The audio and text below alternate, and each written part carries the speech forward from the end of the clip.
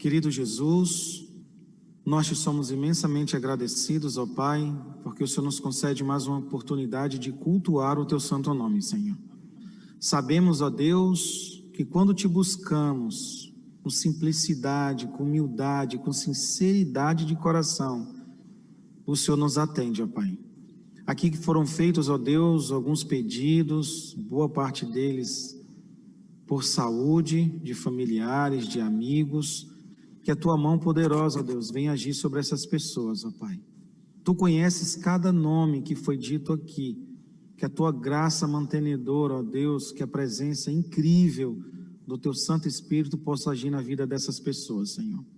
Haja também, ó Deus, sobre esse projeto dos Calebs, que esse ano está de uma maneira diferente, mas o teu Santo Espírito é capaz de agir em cada coração, em cada pessoa convidada, para que possa realmente aprender mais de Ti e do Teu maravilhoso amor, Senhor.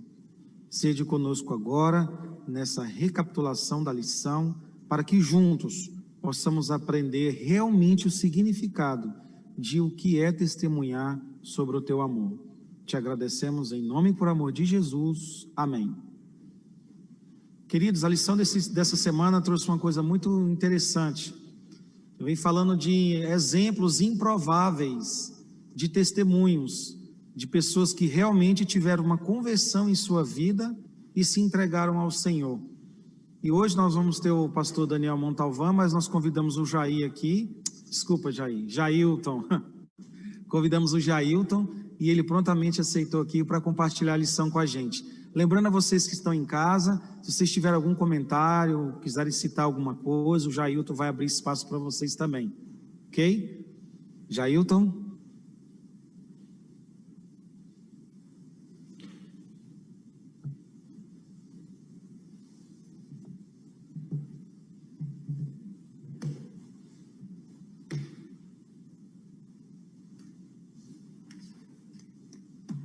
Bom dia aos irmãos, aqueles que se encontram aqui presencialmente e aqueles que estão acompanhando remotamente. Vivemos um momento estranho, né, na nossa existência, com essa pandemia. Às vezes as dificuldades são grandes, cada um tem seus problemas para poder estar presencialmente, mas pela graça de Deus temos a tecnologia que tem nos aproximado de bebermos da palavra do Senhor. Eu gostaria de convidá-los mais uma vez a orarmos ao nosso Deus, para nós podermos abrir a sua palavra e revisarmos a nossa lição desta semana. Senhor Jesus, a tua graça salvadora tem nos acompanhado, o teu poder tem resolvido os problemas, as dificuldades e aquilo que não é possível agora, Senhor, que nós possamos colocar em tuas mãos e confiar que tu tens a resposta. Que tu possas abençoar-nos agora a estudarmos a tua palavra, ao revisarmos esta lição de testemunhos cativantes, que isso atinja profundamente nossos corações e que possamos também testemunhar de forma cativante do teu poderoso amor, do teu imensurável amor. Fica conosco, em teu nome, Senhor Jesus. Amém. Nós tivemos a oportunidade esta semana, ao estudarmos a segunda lição desse trimestre, de vermos a respeito de testemunhos cativantes, o poder do testemunho pessoal. Na história bíblica, sempre, em todos os momentos dela, a coisa que fala mais forte sobre Deus não é a doutrina, e a gente precisa ter muita clareza disso. A lição retoma isso em alguns pontos, e esse início já nos dá essa visão. O mais forte para levar o evangelho a outras pessoas é a vida. E nós temos que relembrar isso ao estudarmos sobre a questão dos testemunhos cativantes. Quando nós temos essa oportunidade, de testemunharmos, nós podemos ver o poder disso em comum. Não somos nós que vamos resolver. Lá em Atos capítulo 4, versículo 20, nos diz o seguinte... Atos capítulo 4, versículo 20. Pois nós não podemos deixar de falar das coisas que vimos e ouvimos. Quando eu compartilho Jesus com outras pessoas, usando experiências de outros, eu tenho uma certa influência, causa até um certo impacto. É o primeiro quadrinho nosso ali. Mas quando eu compartilho o que Jesus fez por mim, aí eu causo um grande impacto. A diferença é imensa, porque eu estou falando com a pessoa e eu estou contando o que Jesus fez na minha vida. Quando eu estou contando sobre outros, na maioria dos casos os outros não estão presentes. E a veracidade disso às vezes é quebrada. Mas quando eu estou ali, lado a lado com a pessoa, então eu causo um grande impacto. E a pessoa vai pensar duas vezes, mesmo que naquela hora ela possa até não querer. Mas aquilo ficou gravado, porque ela ouviu a minha palavra, ela me viu, e ela escutou um pouco da minha história. Welton? Ainda dentro do poder do testemunho pessoal, é a nossa introdução, nós temos uma coisa fantástica que a lição retoma para a gente. É difícil argumentar contra a experiência pessoal. As pessoas podem até não querer, elas podem até sorrir assim e tal, mas elas não têm argumento contra a sua vida pessoal, principalmente se conhecem você. Aquelas pessoas com as quais nós convivemos, porque ela conhece a nossa vida, eles estão em contato conosco com uma certa frequência, então eles têm como avaliar o que éramos e o que somos após o nosso encontro com Cristo. As pessoas podem debater a nossa interpretação da Bíblia, sim, tranquilo, mas as pessoas podem até zombar da nossa religião, mas elas não podem negar que houve uma mudança na minha vida, porque elas estão em contato frequente comigo. Até os céticos são impactados quando alguém diz: eu estava repleto de culpa, mas agora com Cristo eu tenho paz. Em João 16:33 nós encontramos esta experiência. Na hora em que eu me entrego a Cristo, a paz vai fluir do meu ser, e essa paz é passada para aqueles que estão ao meu redor. Isso não tem como negar. As pessoas podem negar a doutrina, as pessoas podem até negar o evangelho, as pessoas podem negar a Bíblia, mas elas não podem negar a paz que só vem de Jesus, que elas vão perceber em mim, porque a minha relação com Cristo foi fundamentada. Mas para a gente poder juntar esses elementos, a gente precisa retomar um pouquinho daquilo que a lição trouxe nessa semana. Por favor, Welton. Vamos então retomar a partir dos testemunhos cativantes. Vamos abrir em 1 João 4,15, vamos acompanhar a Bíblia, 1 João capítulo 4, versículo 15. No livro de 1 João, no capítulo 4, no versículo 15,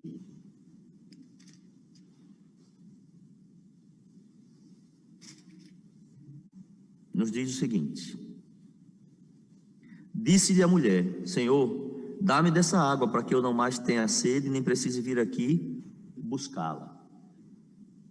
Quando eu encontro Jesus, como aquela mulher à beira do poço encontrou, a mulher samaritana, a gente percebe, reconhece a preciosidade de quem é Jesus.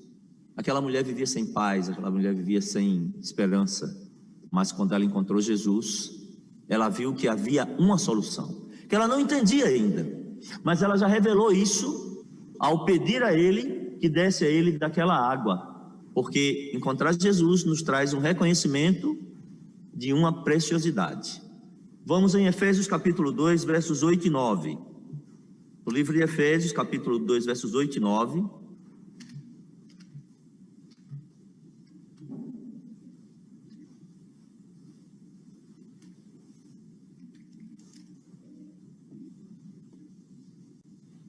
Porque pela graça sois salvos, mediante a fé, e isto não vem de vós, é dom de Deus, não de obras, para que ninguém se glorie. Temos aí uma profunda compreensão da graça. A graça me alcançou, e a graça pode alcançar qualquer pessoa. E quando a pessoa percebe que a graça me alcançou, não importa a minha vida. Às vezes, como cristãos que somos há algum tempo, alguns até nasceram numa família cristã, pode pensar assim: eu não tenho uma experiência para contar. Mas na vida de cada pessoa, mesmo aquele que nasceu no lar cristão, tem um momento da vida dele que ele teve um encontro real e pessoal com Jesus. Não foi um encontro familiar, não foi um encontro do contexto da igreja que ele já vivenciava, mas foi um encontro que ele teve com Jesus. E ele tem como contar isso. Há experiências na vida daqueles que já nasceram no Evangelho que mostra para as pessoas que houve um momento na vida dele em que ele acreditava no Cristo, ele nasceu acreditando, foi ensinado sobre isso, mas ele fez uma escolha pessoal. Ele escolheu Jesus na sua vida, dali para sempre, não porque nasceu, não porque era filho, não porque era aquela igreja, mas porque ele encontrou Jesus pessoalmente. Essa experiência é gratificante. Aquela mulher teve um encontro com Cristo e ela percebeu que tinha algo precioso. Aqui no livro de Efésios é colocado para a gente que a gente vai tendo uma compreensão da graça de Jesus. E aí nós chegamos ao ponto maior que vai extravasar para os outros, que está lá em Colossenses, capítulo 3, no verso 17, quando nos diz o seguinte: e tudo o que fizerdes, seja em palavra, seja em ação, fazei-o em nome do Senhor Jesus, dando por ele graças a Deus. A mudança que vem para a vida da gente, ela precisa ser uma mudança que se revela em gratidão a cada dia. Ela precisa acontecer na minha vida e na vida de vocês. O testemunho é cativante quando isso sai de mim para o outro, mas não como repreensão, mas como transformação que aconteceu na minha vida. Quantas vezes nós já passamos por experiência? Cada um de vocês teria alguma para contar. E em contato com outras pessoas, na hora em que eu conto o que Jesus fez, não querendo apontar os erros dela, mas mostrar o que Jesus fez na minha vida, como isso toca. Mas, possivelmente na vida de vocês, na minha aconteceu, em que por ter a Jesus eu me achar melhor. E quando eu vou transmitir desse jeito, não tem impacto. Na verdade tem, negativo. A pessoa vai achar que eu sou mais um presunçoso na vida e que realmente não teve mudança nenhuma, porque presunção não faz parte do Evangelho de Cristo. Presunção não é parte do cristão que aceitou Jesus na sua vida para ser transformado. O testemunho se torna cativante, e aí tem um poder nesse testemunho, quando a gente deixa que Jesus flua e a gente não força para que isso aconteça. O Elton, por favor. E aí chegamos a um ponto. O testemunho é tão cativante que muitas vezes ele é um testemunho improvável. Improvável por quê? Porque as pessoas são improváveis. E nós temos no trecho da lição o endemoniado Gerazeno. Era improvável que aquele fosse alguém que pudesse testemunhar de Jesus. Por quê? Vamos pensar sobre ele. Aqueles que viram a lição, vamos fazer uma retomada. Ele morava numa região chamada Decápolis, composta de 10 cidades. Não era uma região muito pequena, era uma região até bem extensa. Mas ele, por ser endemoniado e viver circulando, ele circulava por toda aquela região. Ele já era conhecido, mas ele era conhecido na primeira perspectiva. Ele causava medo nas pessoas por seu comportamento imprevisível e violento. Ele era alguém que assustava. Isso está relatado lá em Marcos capítulo 5, versos de 3 a 5. Ele assustava as pessoas. Ele era uma pessoa que não era fácil de estar perto. Na verdade, as pessoas nem queriam que ele estivesse perto. Será que entre nós nesta manhã não teria alguém que em algum momento de sua vida, antes de conhecer Jesus, não agia dessa forma? Uma pessoa difícil, aquela pessoa que não conseguia lidar com ninguém, aquela pessoa que não conseguia abrir mão das coisas porque sempre era o primeiro e sempre era o melhor. Eu lembro-me de uma história lida na minha adolescência na igreja, de um lutador americano, e ele se converteu ao evangelho, mas ele era um lutador, era um brutamontes, ele ganhava as lutas na força, na violência. Muito grandão, muito fortão, e num belo dia ele encontrou Jesus. E ele encontrou mesmo, ele deixou Jesus entrar no coração, deixou a vida de lutas, deixou aquela vida, e ele, para sobreviver, e também para levar conhecimento de Deus, ele passou a vender literatura cristã. Ele tornou-se um comportor evangelista. E ele saía nas cidades para pregar. Mas ele tinha sido famoso pelas lutas. Os homens conheciam, as mulheres nem tanto, porque não ligavam muito, mas os homens sabiam quem ele era. E um belo dia ele foi numa cidade pequena para divulgar o evangelho, levar a literatura. E ele chegou no ferreiro. O ferreiro era um homem bruto, um homem muito linha dura, até porque ele lidava com o ferro e o fogo diariamente para poder forjar as peças necessárias, e ele chegou e começou a falar do livro. A pessoa não olhou para ele. Não quero saber disso não. Ele disse, mas olha, o Evangelho de Cristo é uma mensagem muito importante. Ele falava da mensagem. A pessoa não queria ouvir. Havia outros naquele local que ficaram observando, mas ele estava falando diretamente com o ferreiro. E ele saiu. Ele saiu triste, porque ele não tinha conseguido que a pessoa se abrisse para ouvir a sua mensagem, a mensagem de Cristo. E ele, no meio do caminho, ele estava lá andando e ele ficou pensando, mas eu preciso falar do amor de Jesus. Enquanto isso, lá, na loja do ferreiro, os que estavam juntos disseram, você sabe com quem você estava falando?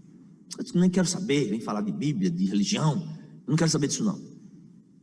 E um deles disse, aquele é fulano, disse o nome dele, foi um dos maiores lutadores, ele não perdeu uma luta. E teve gente que está até hoje em condições físicas impossíveis de andar por causa dele. Quero saber disso não, ele já foi embora. E quando eles olharam, ele estava caminhando e ele deu meia volta. Ele voltou. Porque na mente dele, ele precisava falar de Jesus. E eles disseram assim, pois se prepare, que ele está voltando. Agora é você e ele, a gente vai se afastar aqui. Os que estavam juntos se afastaram, porque na cabeça dele, aquele era um homem que não levava desaforo para casa. Mas o testemunho era improvável. Quando ele voltou, ele se aproximou, o ferreiro já estava preocupado, apesar de ser forte também, mas o outro era maior, era muito mais forte, era um homem da luta mesmo. O ferreiro era trabalhando ali para forjar as peças, mas ele era um lutador especializado em derrubar os outros violentamente. E ele disse, olha, eu voltei porque eu queria que o senhor me ouvisse, por favor. Eu trouxe uma mensagem que o senhor precisa ouvir. O ferreiro ficou assim, mas relembrou quem era a pessoa, parou um pouco, ouviu. Ele mostrou literatura para ele e ele disse assim, você é fulano mesmo? Ele disse, sim, sou. E não sou. Porque aquele que eu era, eu não sou mais, porque Jesus mudou a minha vida. E agora aquele homem ouvia ele. Por quê? Porque era um testemunho improvável. Ele poderia ter surrado ou matado aquele ferreiro, lógico que teria uma luta, porque o outro também era forte, mas ele tinha técnica de matar, técnica de luta, de violência, ele é acostumado na luta. Mas agora ele conhecia Jesus. Em outra época, ele com certeza teria surrado aquele homem, mas agora ele era um homem transformado. O poder do Evangelho precisa se refletir na minha vida e na vida de testemunhos improváveis. O endemoniado Geraseno, ele queria ir com Jesus, e Jesus disse não. Por quê? Ora, Jesus podia ter levado ele, porque aquele grupo ali, aquela região rejeitou Jesus. Eles não queriam mais Jesus ali, por causa do caso dos porcos. Eles não queriam. Ele tinha mexido em algo que era um produto comercial da região. E disseram que Jesus fosse embora. Mas Jesus preparou alguém para ser um testemunho cativante. Aquele homem foi quem pregou. E ele ia ser ouvido, porque antes, olha, eles tinham medo, porque ele era imprevisível e violento. E olha o que aconteceu depois com ele, lá em Marcos 5, de 13 a 20. Ele causava admiração nas pessoas por sua cura física, mental, emocional e espiritual. A Bíblia diz que ele estava sentado e calmo. Nunca tinha acontecido isso. Ele vivia, os demônios viviam sobre ele e fazendo um movimento terrível, causando medo nas pessoas. Mas agora havia transformação, havia uma mudança. Será que entre nós nesta manhã tem alguém que passou por isso? Uma mudança tão forte que atingiu alguma pessoa? Alguém que gostaria de citar o seu testemunho? Eu queria ouvir um testemunho curto. Alguém que em algum momento de sua vida parecia uma pessoa e quando Jesus entrou na sua vida, algo mudou fortemente. Eu acho que seria muito importante nós ouvirmos nesta manhã. Alguém entre os presentes aqui ou aqueles que estiverem em casa? Divino, por favor, objetivamente divino, sem muitas emoções, mas fale do que Cristo fez. Eu sempre gosto de testemunhar a vida de um homem chamado Vanderlino, que eu tive o privilégio de estudar a Bíblia com ele lá em Feira de Santana. Ele já passou no Linha Direta, aquele programa que tinha na Globo antes, 2 vezes, como procurado pela polícia do Brasil inteiro. Quando ele entrava dentro do bairro do Campo Limpo 2, em Feira de Santana, todos os comércios fechavam a porta. Ele tinha na sua lista 484 pessoas que ele havia matado por encomenda. Então era um homem assim, assombrosamente terrível. As pessoas tinham medo dele. E quando ele foi preso, ele leu a Bíblia 24 vezes. E nós estudamos a Bíblia com ele. Ele teve o privilégio de aceitar a Cristo como seu único salvador pessoal. E ele tem uma frase que é dele mesmo. Ele diz o seguinte: antes eu matava as pessoas para mandá-la para o inferno. Hoje eu ajudo as pessoas a morrer para o pecado e nascer em Cristo Jesus. Amém. Então, um homem que passou 2 vezes no programa Linha Direta, porque realmente era de alta periculosidade, né? E hoje é um servo de Deus, ancião lá em Feira de Santana, na Bahia. Amém. Então, um testemunho que pode. E teríamos outros. O Helder, por favor. Nós teríamos outros com certeza. Mas, em meio a testemunhos improváveis, é preciso proclamar a quem? Cristo ressurreto. O Cristo ressurreto, ele precisa ser aquele que nós vamos divulgar para as pessoas, porque ele é o transformador de vidas. Vamos lá para Marcos capítulo 16, nos versos de 1 a 5. Marcos 16, de 1 a 5. Aqueles que quiserem participar, podem levantar a mão. Tem um microfone ali que pode ser colocado em casa também. Se alguém quiser se colocar, fiquem à vontade. Nós vamos poder trocar algumas ideias aqui dentro do contexto do testemunho, dessas testemunhas cativantes. Marcos, capítulo 16, versos de 1 a 5. Logo pela manhã, entraram em conselho os principais sacerdotes com os anciãos, os escribas e todo o sinédrio.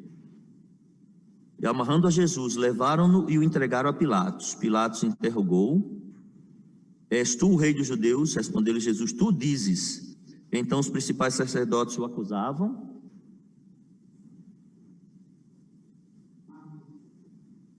Oi? Não. Desculpe-me. Deixe-me retomar aqui que...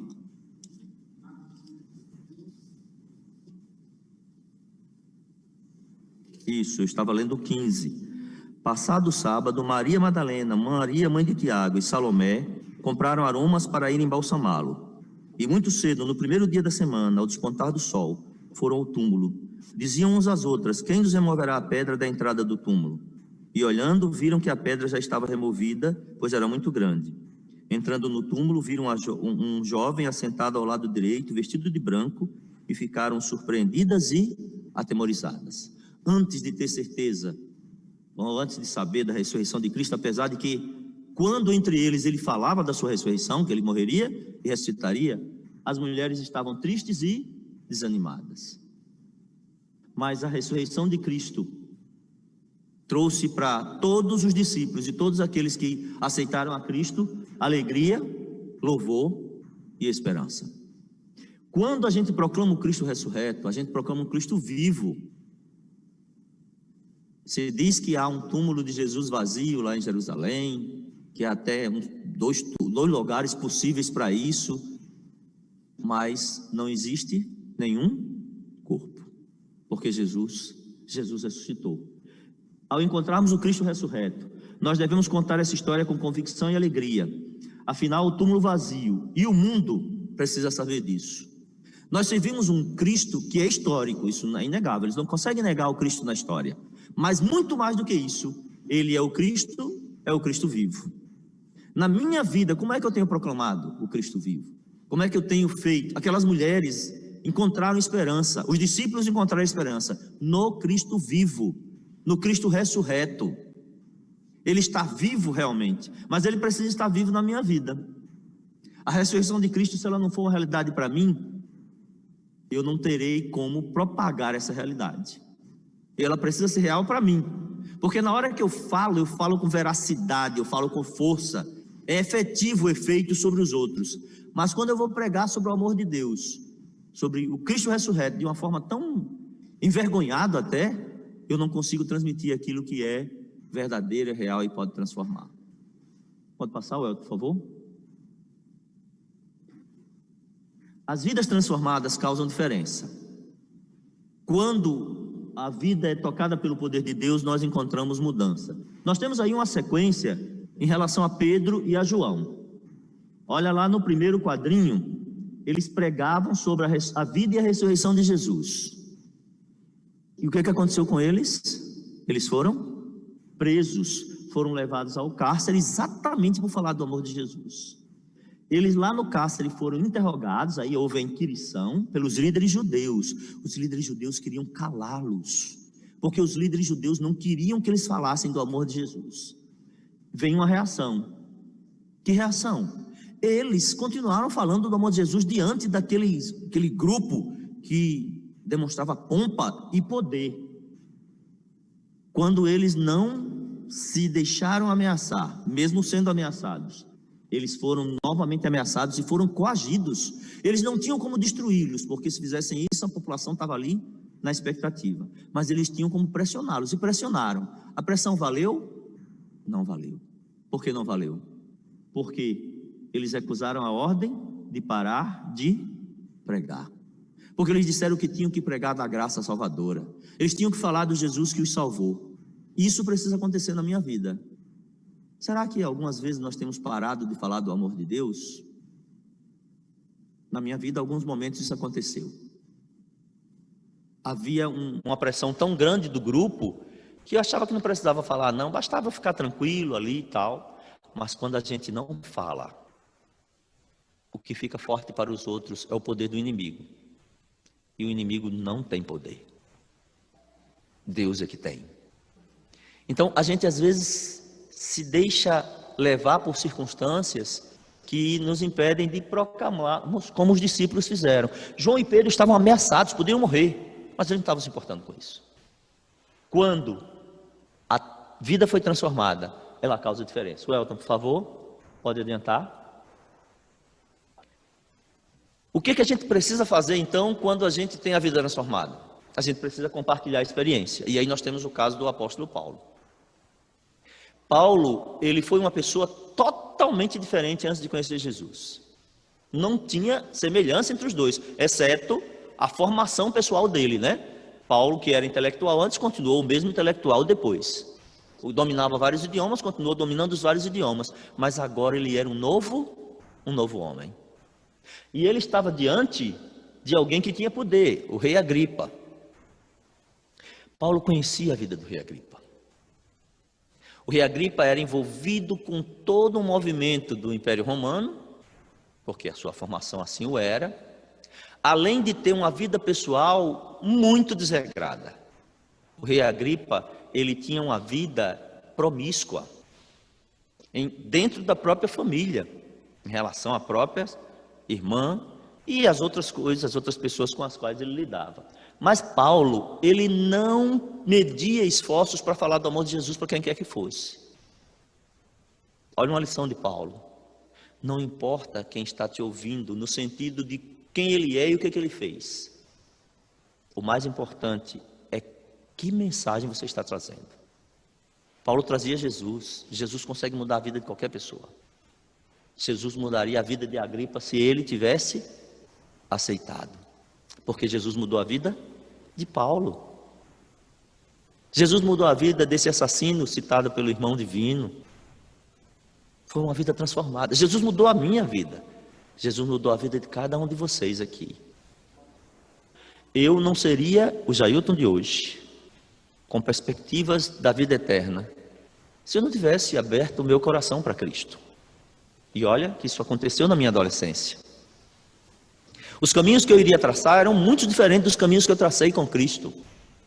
Os caminhos que vocês traçaram a aceitar Jesus são muito diferentes dos caminhos que vocês traçariam sem Jesus. Eu não estou dizendo que são fáceis. Se nós fôssemos aqui contar a experiência de vida, descobriríamos que não foi fácil. Não foi fácil para ninguém. Cada um tem sua experiência de vida. E ainda não é fácil para mim hoje. Mas Jesus é a única solução. Paulo queria mostrar isso para ele. Paulo falou do passado dele, que ele era um perseguidor. Paulo falou de quando ele se converteu, como foi a conversão, isso era mais importante. Paulo não ficou se detendo nos detalhes, ele só citou que era um perseguidor e tal, mas ele não foi contar cada um que ele prendeu, cada um que ele levou à morte. Ele não se deteve no passado, porque o mais importante é o futuro com Jesus. Ele falou da conversão dele, quando ele abriu o coração para que Jesus pudesse fazer a mudança. Ele falou do ministério dele, ele precisava pregar, ele tinha firme convicção disso. Todos nós aqui temos um ministério, tá? Pastores aqui presentes só temos 2.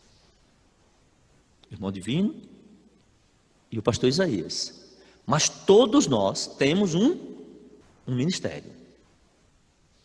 Cada um precisa encontrar o seu espaço para ministrar sobre Jesus. A sua vida precisa ministrar, mas existem espaços específicos para cada um de nós. E Paulo entendia que o dele era pregar para os gentios, para toda aquela região, e fez tantas viagens para poder fazer isso.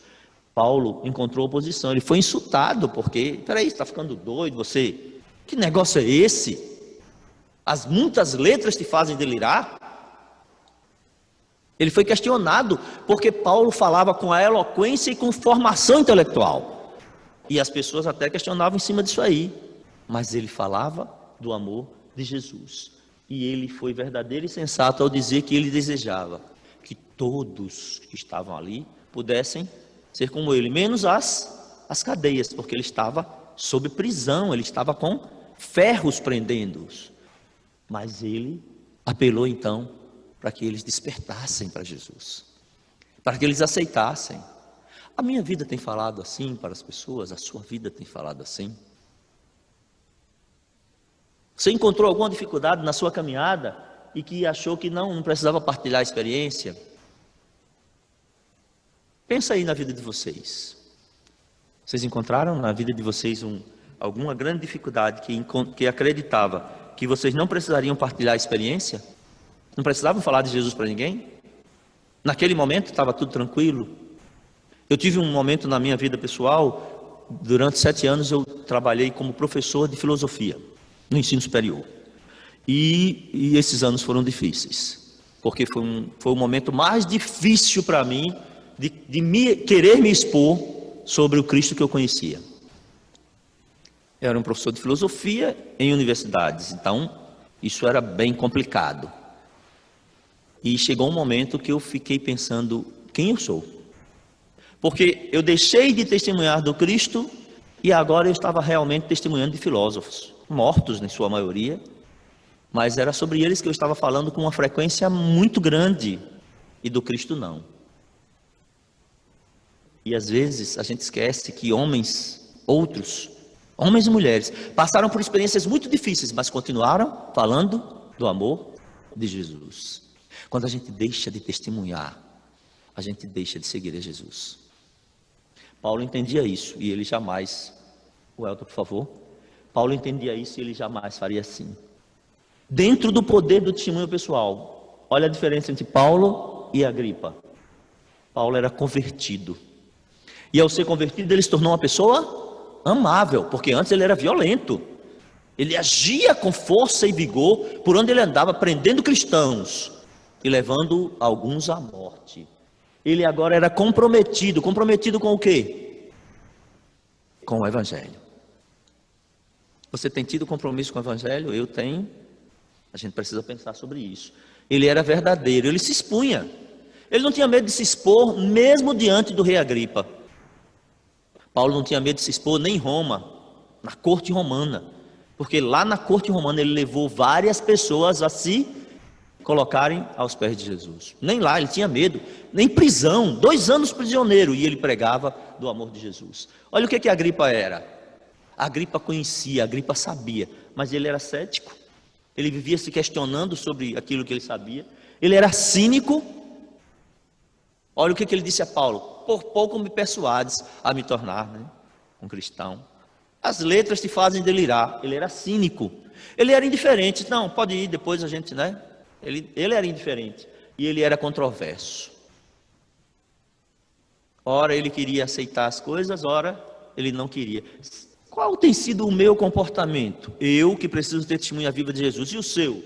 A gente tem andado na linha do Paulo, convertido, amável, comprometido, verdadeiro, ou nós temos andado na linha do Agripa, cético, cínico, indiferente, controverso? São escolhas. As escolhas acontecem na vida nossa. E aí o poder do testemunho pessoal envolve essas escolhas. Elton, por favor. Olha o que Paulo fez. Vamos aprender uma estratégia. Paulo, para testemunhar ali diante de Agripa, ele seguiu uma sequência. Essa sequência não é uma receita de remédio, mas ela faz a gente pensar como agir para testemunhar para o outro. Primeiro, ele demonstrou simpatia e cordialidade, lá no verso 2 do livro de Atos, capítulo 16. Paulo foi simpático e foi cortês, ele diante do rei Agripa. Ele não foi bajulador. Olha a diferença. Paulo não bajulou o rei, mas ele foi, tenho-me por feliz, ó rei Agripa, Atos 26, 2, pelo privilégio de hoje, na tua presença, poder produzir a minha defesa de todas as acusações feitas contra mim pelos judeus. Ele achou que era um privilégio, ele estava diante de um rei, ele reconheceu a autoridade. Mas ele não foi bajulador, ele não ficou dizendo, colocando adjetivos outros para que a Agripa subisse. Não, ele reconhecia que ele era uma autoridade e ele tratou assim. Ele reconheceu a capacidade e o preparo dele. Olha o verso 3. Mormente, porque és versado em todos os costumes e questões. Ele sabia que a Agripa conhecia os costumes de Deus. Ele sabia que a Agripa conhecia sobre as leis judaicas e sobre a mensagem que os judeus tinham. E ele citou isso. Paulo, ele estudava as pessoas com as quais ele ia ter contato. Ele analisava, porque ele procurava entender as pessoas para falar de Deus. A gente precisa fazer isso. A gente precisa saber como chegar. Tem pessoas que a gente chega de um jeito e tem outras que é de outro jeito totalmente diferente. As pessoas não são iguais. Então não dá para chegar do mesmo jeito em todas as pessoas. Ele contou a história dele. Nos versos de 4 a 23 ele fala de quem ele era, como foi que ele agiu, o que foi que ele fez, qual era a formação dele. Sim, Paulo não era orgulhoso, mas Paulo era consciente do que ele era. Se Paulo era poliglota, ele não negava isso. Se você tem uma formação intelectual, você não nega isso ao falar com outra pessoa. Você não precisa dizer que é um ignorante para que a outra pessoa te escute, mas você precisa entender que você precisa respeitar o outro, não importa a condição que o outro esteja. Mesmo que seja um bêbado, mesmo que seja um assassino, o que quer que seja, você precisa respeitar o outro. A religião dele, inclusive, para que ele possa estar aberto a ouvir você. Respeitar não é aceitar, mas é tratar com consideração aquilo que ele tem, que o outro tem e que veio trazendo. Ele mostrou fidelidade e comprometimento, verso 19 do capítulo 26, quando diz, pelo que, ó rei Agripa, não fui desobediente à visão celestial. Ele reafirmava o compromisso dele com Cristo. Será que a gente tem reafirmado o nosso? Eu, naqueles 7 anos, como professor de filosofia, eu tive muita dificuldade de reafirmar meu compromisso. Era difícil, no meio acadêmico, estar reafirmando meu compromisso. Todas as vezes que eu fiz pela graça de Deus.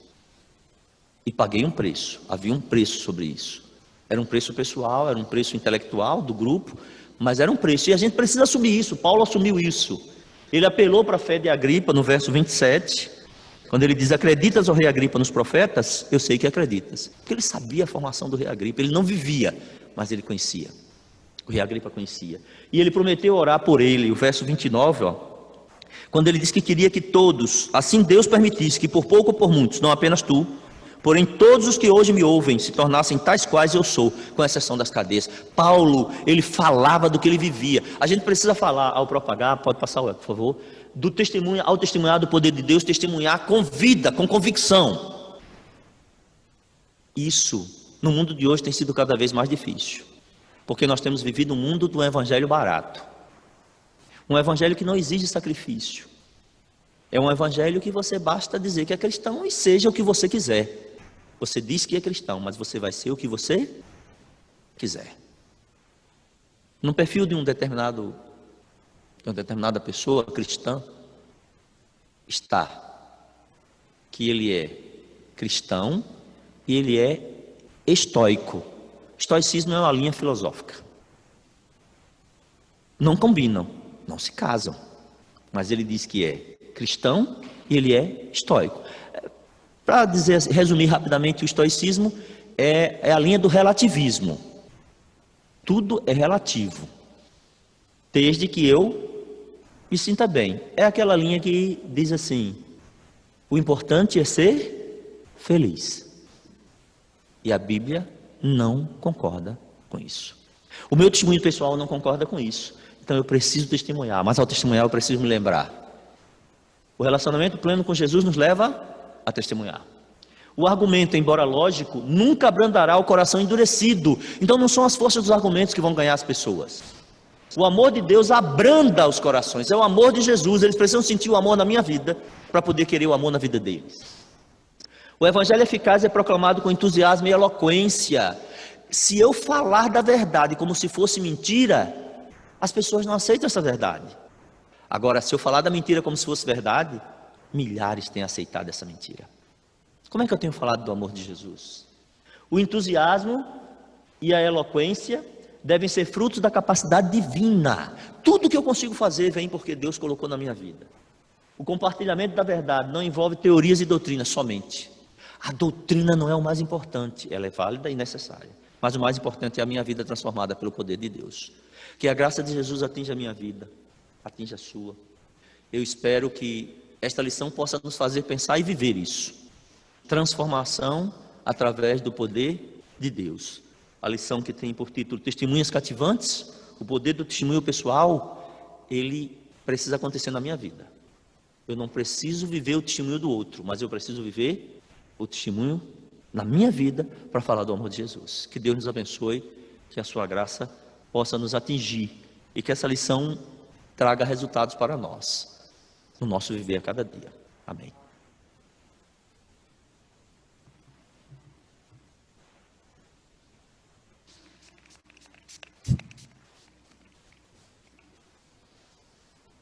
Obrigado, professor Jailton, pela explanação da lição. É de fundamental importância entendermos que nós temos um propósito nessa vida. E o propósito que temos, aprovado por Jesus Cristo, é o testemunho pessoal. Eu tenho essa missão de testemunhar, você também deverá ter. Agradecemos aí também a participação de todos os irmãos aí que estão de forma remota e nesse momento eu convido a você a curvar sua fronte, aí onde quer que você esteja, e vamos agradecer ao Senhor por esse privilégio de aprendermos um pouco mais de como testemunhar. Soberano Senhor, Deus que habita no mais altos céus, a nossa gratidão a Ti, porque Tu és o nosso Deus, Tu és o nosso Senhor, Tu és o nosso Salvador.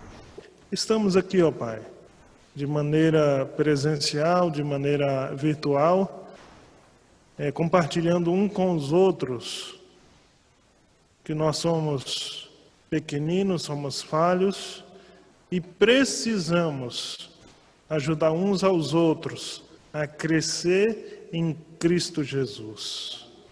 Muito obrigado por essas lições aqui tiradas.